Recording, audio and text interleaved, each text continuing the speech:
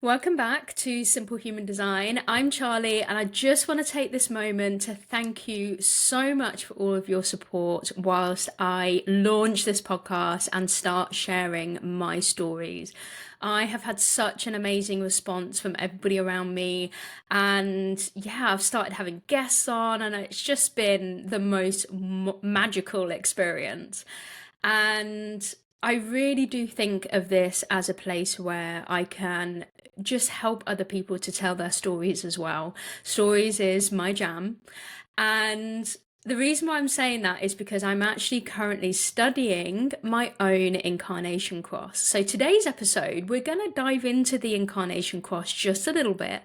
And I'm going to share with you my process for what happens when I do Incarnation Cross, sort of readings. I don't do them as separate readings, but I do them as part of a full reading, but I only brush the surface just a little bit. So let's have a look at the Incarnation Cross. So when you run your human design chart, you've got your body graph, and then on the right hand side, usually you've got all of your information. So it might say things like your type, your authority, and your definition, and all these different things. And usually within that information, there is something called the Incarnation Cross. And there's a couple of numbers there, and then there's some words. It will either be right angle cross of, left angle cross of, or juxtaposition. And then it will say some other words. And as usual, just like a lot of things in the human design system, some of those words there are a little bit like, well, what does that mean? Cross of the Maya, cross of the four ways, cross of distraction, actually, which is mine. It's like, well, what on earth does that mean? And the Incarnation Cross is basically a part of you that is just like where you're heading to in your life. This is when you are completely and utterly aligned in your life, and you've been using the system, and you've been growing and developing and everything in your lifetime.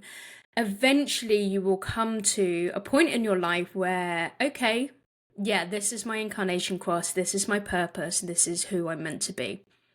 Right now, it's not as big as I've just kind of like said it is, okay? It is actually only still just a small part of you. So let's explain a little bit about how the Incarnation Cross is put together. So when you look at your body graph now, so instead of the information on the right hand side, let's look at your body graph. You've got a whole load of lists of numbers on the right hand side and a whole list of numbers on the left hand side. Now the top two numbers on both sides are the two numbers that then will create your Incarnation Cross. Okay, now for the purpose of this conversation, because this is simple human design, we don't need to worry too much about the point and then the number afterwards. We just need to worry about, the numbers there. Now, those numbers are gates, and those numbers basically are where the sun was when you were born, like what position the sun was in, and also what position the earth was in when you were born. And then on the design side, this is again the position that the sun was in when you were designed, when your soul came into your body.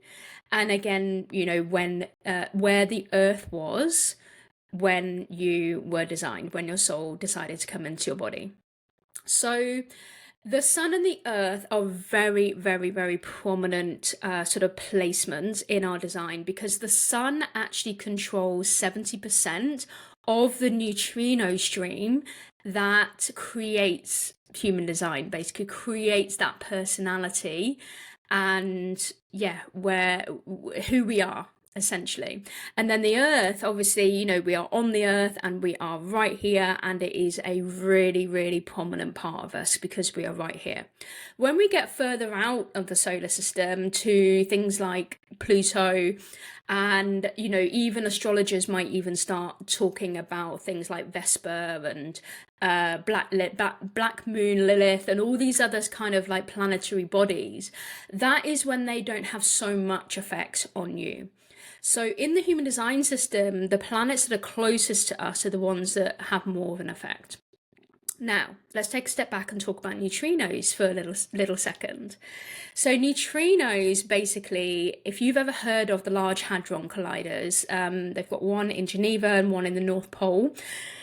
These are scientific experiments that are being run by physicists in the world, and they are experimenting with neutrinos and what neutrinos are. Very, very, very tiny, ridiculously small particles. I mean, you can't even call them particles because they are neutrinos. And the way that the human design system has been created is because the pattern of the neutrinos that is all around us, all right now, we can't see them, we can't feel them, but they are all around us. The pattern the neutrinos are dancing in, according to where the planets are in the solar system at the time that you were designed and born, those neutrinos then create our personality. And it is incredibly accurate. If you guys have had a human design reading and you know that human design is, just the most amazing system, you know that it is really, really accurate, right? So this is where the science of human design comes in. Okay, so let's go back to the Incarnation Cross. Okay, so the Incarnation Cross is made of the position of where the sun and the earth was at the time that you were designed and you were born. Right, so prominent parts of you. This is like 70% of your personality. So what you would actually, the first step really of breaking down your Incarnation Cross is, instead of going away and reading, oh, what does that mean? So for example, okay, what does a cross of distraction mean for me? You actually could go and sit down and read about the gates in there. So for me, for example, I have gate 60 in my conscious sun. So I would go away and read what gate 60 is all about. If you want to go deeper, you can go away and read what gate 60 is all about, but also the line value as well, because each gate has 6 lines. So for me, I would go away and learn about gate 60, line 5, which is leadership. And the gate is limitation and acceptance.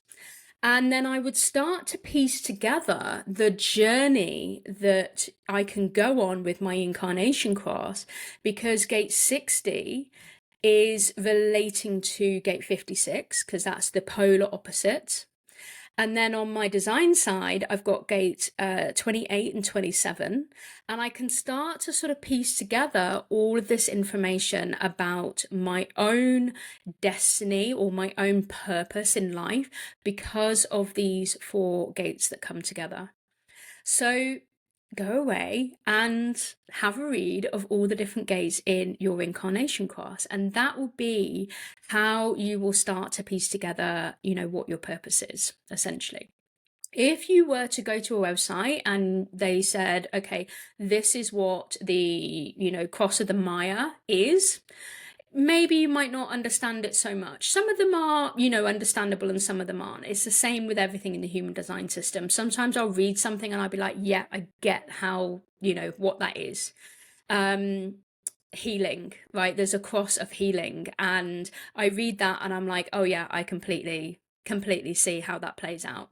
But when I look at distraction, which is my own, I'm just like, what does that mean? So I hope you've enjoyed my little bit of an explanation of how to start working with your Incarnation Cross. And like I said, this is something that I do within my readings because it is a very important part of you. It's 70% of you. So if you're interested in having somebody else like me to help you to analyze your Incarnation Cross, then come and have a human design reading with me, and we will sit down and learn it together, and I will help you interpret it in your own way and make you feel really good about it. So thank you very much for tuning in again, and I'll look forward to seeing you on the next episode.